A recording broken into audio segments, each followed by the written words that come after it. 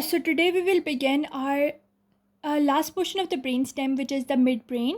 And the midbrain is actually 0.8 inches or 2 centimeters in length. So if you can see in this diagram, you can see this one is pons, this one is medulla. On both the sides we have cerebellum, and this a little bit above, this is the midbrain. And when we see it in a different view, that is when you see the cerebral cortex above, so you can see that the midbrain is going to connect the pons and the cerebellum with the cerebral cortex, and this is the medulla below. So this is medulla, pons, the midbrain, which are the part of the brain stem, and they are going to connect and the midbrain is going to connect the cerebral cortex with the pons and the cerebellum. So the midbrain connects the pons and the cerebellum with the forebrain, or you can say it with the cerebral cortex. Its long axis inclines anteriorly as it ascends to the opening in the tentorium cerebelli. So when we talk about this tentorium cerebelli, it is actually a part of the cranial fossa, and we are saying that in this cranial fossa, the attachment of the midbrain is anteriorly. Then the midbrain is traversed by a narrow channel, the cerebral aqueduct, which is filled with cerebrospinal fluid. So if you have watched my previous lecture, I always make this diagram of midbrain, pons, medulla, the lower portion of the spinal cord, then on the posterior side the cerebellum, and I always tell you that there in the level of the midbrain there is this cerebral aqueduct which comes downward to become the fourth ventricle, which then goes downward to become a part of the central canal of the spinal cord. So this fourth ventricle, which was in the spinal cord, it was a central canal. When it came to the level of the brainstem, it became the fourth ventricle, and at the level of the midbrain, it becomes a cerebral aqueduct. And when it goes upwards in the cerebral cortex, it connects the third ventricle with this fourth ventricle. So it is very important because the central canal of the midbrain is known as the cerebral aqueduct, which is filled with the cerebrospinal fluid. And you can see it is filled with cerebrospinal fluid. Now if we have a look at this diagram of the midbrain, you can see this is the upper portion, this one is the level of the pons, then we have medulla below, but these are four swellings that are on the posterior side of the midbrain. These are superior colliculus and the inferior colliculus, and they are separated from each other by a vertical groove and a transverse groove. So if we make another view like this was the pons and medulla on the anterior side. But when we come to the posterior side of the midbrain, we see two swellings, the superior and inferior colliculi, and then they move downward, and then there is the cerebellum here. This one is the superior colliculus and this one is the inferior colliculus. And if we draw it from the posterior view, this was our midbrain, so we can see four swellings. The upper ones, they are called the superior colliculi. The inferior ones are called inferior colliculi, and they are traversed by this vertical groove and this transverse groove. So on the posterior surface, there are four colliculi. They are called corpora quadrigemina. Quadri means four. These are rounded eminences that are divided into superior and inferior pairs by a vertical and a transverse groove. As I showed you, this groove is a vertical and this is the transverse, and the above ones are called superior colliculi. Single is colliculus and the plural is the colliculi, whereas this is inferior colliculi, and if we call it singular, it will be inferior colliculus. Then the superior colliculi are center for, so to understand which centers are there for, we make this very funny diagram. These are our two eyes and these are our ears. We can make cute jewelry. So this is the superior and these are the inferior. The superior are concerned with the visual reflexes, that is why I have drawn an eye, and the inferior, they are concerned with the auditory reflexes, that is why I have drawn an ear if it looks like one. Superior collicula are centers for visual reflexes, and the inferior collicula are lower auditory centers. Now, an interesting thing is that between the two inferior collicula in the midline, the trochlear nerve emerges. This is how the trochlear nerve is going to emerge in the midline, just below the inferior colliculi. So we can see in the midline below the inferior colliculi, the trochlear nerve emerges, and these are small diameter nerves that wind around the lateral aspect of the midbrain to enter the lateral wall of cavernous sinus. So this trochlear nerve that will arise from the midline just below the inferior colliculi, they will move to the lateral side, and from the lateral side they will move into the cavernous sinus. Cavernous sinus is a part of the cranial fossa that I will teach you in another video. You can watch it in that is a cranial fossa video. So they will move into the cavernous sinus. Another thing about the cranial fossa was that the midbrain lies anteriorly at the level of tentorium cerebelli. That was also asserted. Now, just below the inferior colliculi, the trochlear nerve emerge and they wind around the lateral aspect of the midbrain to go to the level of cavernous sinus. On the lateral aspect of the midbrain, the superior and inferior brachia ascend in anterolateral direction. So what happens actually that there is thalamus. You know the thalamus that we studied in other videos. So thalamus has a lateral geniculate body and a medial geniculate body. And what happens? There are two colliculi. This is the superior colliculus and this is the inferior colliculus. So from the superior colliculus, this one is the superior one. So from the superior colliculus, a branch emerges which is known as the superior brachium, and it will go and connect it to the lateral geniculate body. From the superior colliculus, a branch known as the superior brachium will emerge and it will go to the lateral geniculate body. Whereas from the inferior colliculus, a branch known as the inferior brachium, or inferior brachium actually means arm. So inferior brachium will go to the medial geniculate body. So on the lateral aspect of the midbrain, superior and inferior brachia ascend in anterolateral direction from the anterior side towards the lateral side. Superior brachium passes from superior colliculus to lateral geniculate body.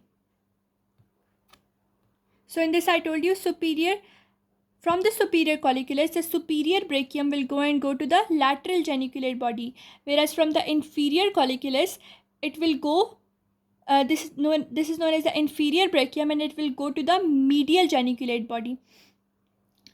And another interesting thing is that it is on the anterolateral side. Now if I show you this on the schematic diagram, consider this as your thalamus. So from this thalamus you have the superior colliculi, the inferior colliculi. And just below the inferior colliculi, I told you in the midline the trochlear nerves would emerge and they will go to laterally and then anteriorly. And you can see the trochlear nerve being emerging just below the inferior colliculi and going to the lateral sides. Similarly, anterolaterally, what will move? That is the superior and inferior brachium. From the superior colliculus, the superior brachium goes to the lateral geniculate body of the thalamus, whereas from the inferior colliculus, the inferior brachium, it will go to the medial geniculate body of the thalamus. So this is how it works. Superior colliculus, superior brachium, lateral geniculate body. Inferior colliculus, inferior brachium, medial geniculate body. Just below the inferior colliculus, the trochlear nerve emerging, separated in the midline by vertical groove. If a groove is like this will be a transverse groove.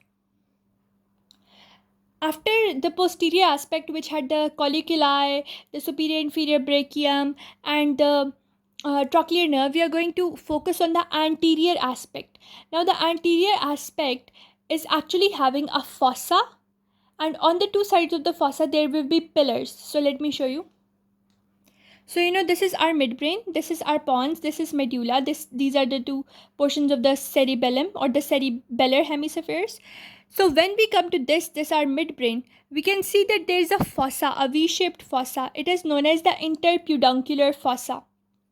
And on both sides of the interpeduncular fossa, we can see two pillar-like bodies. These pillar-like bodies, they are known as the crus cerebri of the midbrain. So if we draw the diagram, it would be like this. This will be our midbrain, this will be our pons, medulla, etc. So in the midline, we draw this portion. This is the interpeduncular fossa. And on both the sides, there are pillars, and these pillars are known as crus cerebri, right and left crus cerebri. And this is the anterior portion. Now they are saying many small blood vessels perforate the floor of the interpeduncular fossa, and the floor of the interpeduncular fossa is known as posterior perforated substance. So if you can see in this diagram, you see this is the interpeduncular fossa and these are the two crus cerebri, and you can see a lot of blood vessels that are innervating this portion of the interpeduncular fossa. And when we see the highlight, this is posterior perforated substance. So the floor of the interpeduncular fossa, which is perforated by a large number of the blood vessel, it is known as the posterior perforated substance. Now the oculomotor nerve emerges from the groove on the medial side of the crus cerebri and passes forward in the lateral wall of cavernous sinus. So there will be a nerve which will emerge from here. That is the medial aspect. This is the medial aspect, this is the lateral aspect. So it will begin from the medial aspect of the crus cerebri and it will go into the lateral wall of the cavernous sinus. And I told you cavernous sinus is a part of cranial fossa. Similarly, this is the medial and lateral. It will begin from the medial side and go towards the lateral side. And this nerve is this is the oculomotor nerve. So on the anterior side, we have the oculomotor nerve, and on the posterior side, just below the inferior colliculi, we had the trochlear nerve. So you can see from the medial side going laterally, this is the oculomotor nerve. Similarly, if we have a look at the lateral side, we can see just below the inferior collicula a nerve which is moving forwards, and this nerve is the trochlear nerve. It is coming from the posterior side and moving anterolaterally. And this nerve which is coming just from the medial side of the crus cerebri, just from the medial side of the crus cerebri, this is known as oculomotor nerve. Now we come to this diagram, and this is the diagram of our midbrain in the transverse section. Like if we had the midbrain like this and we cut a slice of the midbrain, so we'll have a slice like this.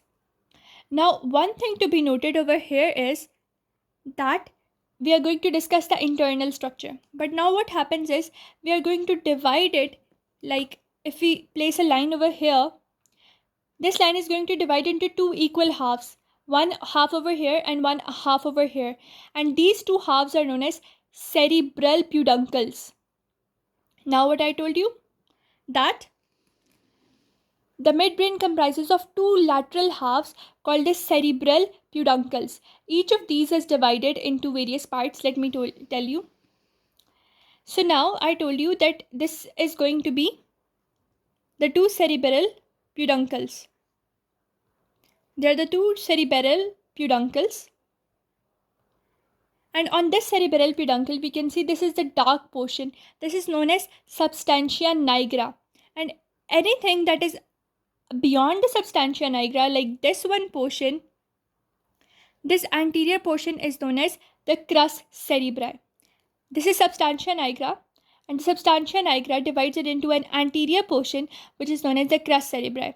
Then just behind this substantia nigra and just above this line, like if you draw a line over here, so just behind the substantia nigra and in this region that is just forward to the central canal, this region or this much area is known as the tegmentum.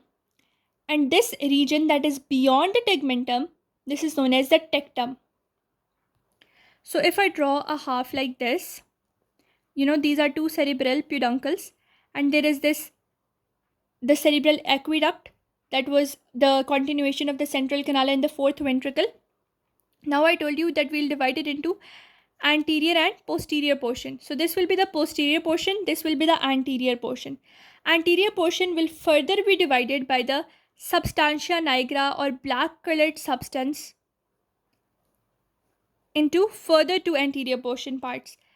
This anterior portion that is beyond the substantia nigra anteriorly, this is known as the crus cerebri. And this portion that is at the level of the central canal to the substantia nigra, from the central canal to the substantia nigra, this region is known as tegmentum. And this region just below or behind the central canal or the cerebral aqueduct, this portion is known as tectum. And this tectum portion has these two swellings, or the superior and inferior colliculus. So we can see the crus cerebri just beyond the substantia nigra. Between the cerebral aqueduct and the substantia nigra, the tegmentum. And similarly, behind the cerebral aqueduct, we have the tectum. Coming again to this, these are two cerebral peduncles. This anterior to this substantia nigra, we have crus cerebri. Between the substantia nigra and the level of the cerebral aqueduct, this much region is known as tegmentum, and this region is known as tectum. Similarly on the other side as well. So the midbrain comprises of two lateral halves which are known as the cerebral peduncles. Each of this is divided into anterior, the crus cerebri, and the posterior part, the tegmentum, by a pigmented band of the grey matter, that is substantia nigra. I told you, the crus cerebri and the tegmentum. Then the narrow cavity of the midbrain is the cerebral aqueduct. That narrow cavity, this was the cerebral aqueduct, and anything behind the cerebral aqueduct is tectum. So, which connects the third and fourth ventricle, as I told you in that other thing, that we have this, the cerebral aqueduct, which connects our third ventricle with the fourth ventricle. And this is the cerebral aqueduct if we see it in the transverse section. Now the tectum is the part of the midbrain posterior to the cerebral aqueduct. It has four small swellings that I told you, that are two superior and inferior colliculi, and the cerebral aqueduct is further lined by an ependyma, which is the central grey matter. So if we see the cerebral aqueduct, we can see a little bit greyish portion over here, and it is marked by these boundaries. So this portion is known as the cerebral aqueduct ependyma, or its grey matter, or the central grey matter. And this region, this was the tectum, this was the tegmentum till the level of substantia nigra, and above the substantia nigra we have the crus cerebri. And you know, crus cerebri are the two pillars which are separated from each other by interpeduncular fossa. On transverse sections of the midbrain, the interpeduncular fossa can be seen to separate the true crura cerebri or singular crus cerebri, whereas the tegmentum is continuous across the median plane. So if we have a quick look, this is the anterior portion of the midbrain. It has a fossa which is interpeduncular fossa, and on both sides we have pillars, the crus cerebri. Then the middle or the floor of the fossa, it is lined by a large number of blood vessels, so it is known as posterior perforated substance. On the medial side of this, there is this nerve emerging which is known as the trochlear nerve, which will go to the cavernous sinus. Then we'll come to the posterior part. The posterior part has two swellings, the superior and inferior colliculus. These are the superior and the inferior colliculus. From the superior colliculus, there will be the superior brachium that will go to the lateral geniculate body. There will be the inferior colliculus, and from the inferior colliculus there will be the inferior brachium which will go to the medial geniculate body. Then we told you that just below the inferior colliculus there will be a nerve will be emerging which is known as the trochlear nerve. On the anterior side we had this nerve which was the oculomotor nerve. And when we have a transverse section, we can see the midline having a cerebral aqueduct. Just posterior to the cerebral aqueduct, we had the colliculi region, which is known as the tectum. Anterior to it, till the level of the substantia nigra, we had this region which is tegmentum, and just anterior to the tegmentum, substantia nigra, we had this region which is the crus cerebri, and it is divided in the midline by interpeduncular fossa. And the gray matter which surrounds the cerebral aqueduct, it is known as central gray matter or the cerebral aqueduct ependyma. Also, I told you that superior colliculus is associated with vision and inferior colliculus is associated with auditory senses. And the collicula are separated by this groove. This is the vertical groove and this is the transverse groove. So we are done with our internal structure and the anatomy. Now we'll move to the transverse section in the next video.